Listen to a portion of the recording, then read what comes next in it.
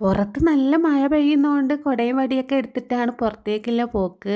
ഒരു വഴിയുമില്ല കുടയെടുക്കാണ്ട് പോയാൽ മഴ നനഞ്ഞു പോവില്ലേ? അതുകൊണ്ട് അങ്ങനെ എടുത്താണേ.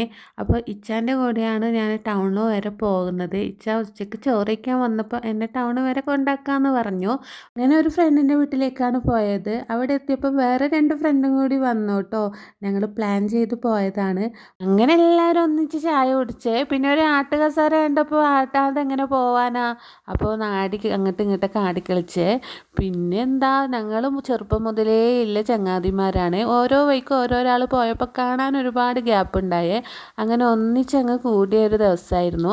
പിന്നെ നേരെ നമ്മളെ നാട്ടിൽ ഒരു പുതിയതായ ഒരു ചായക്കട തുടങ്ങിയിട്ടുണ്ടായിരുന്നു. ചായ ഹട്ട് എന്നിട്ടാണോ പേര്.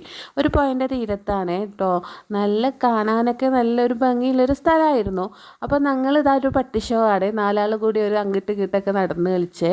പിന്നെ കുറേ നേരം അങ്ങ് വർത്താനം പറഞ്ഞ് ഒരുപാട് ആൾക്കാരുണ്ടായിരുന്നു ചായ കുടിക്കാൻ.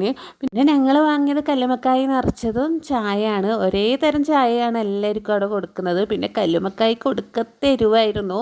അപ്പോൾ എരിവിലെ കല്ലുമ്മക്കായും ചായയും കുടിക്കാൻ നല്ല രസമായിരുന്നു കേട്ടോ. നാവൊക്കെ പൊള്ളിപ്പോയേ. പിന്നെ ഇതാ മഴ പെയ്തപ്പോൾ എല്ലാവരും അങ്ങ് കൂട്ടിൽ കയറി കേട്ടോ. പിന്നെന്താ ചെയ്യുക, മഴ നനയാൻ പറ്റൂലല്ലോ. പിന്നെ കൂട്ടിൽ കയറിയേ രക്ഷയില്ലൂ.